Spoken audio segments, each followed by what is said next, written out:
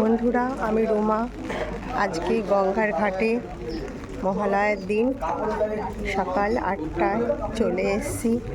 এই দেখো, সব তর্পণ চলছে, সব পিতৃদের জন্য, পূর্বপুরুষ যারা আমাদের আছে তাদের জন্য।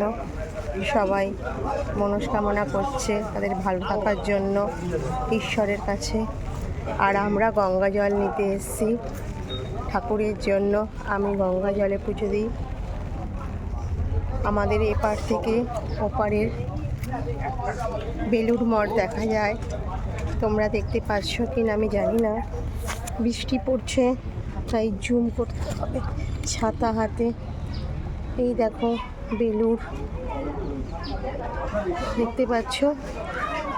আমরা এপারে বড়নগর থেকে ওপারের বেলুড় দেখতে পাই।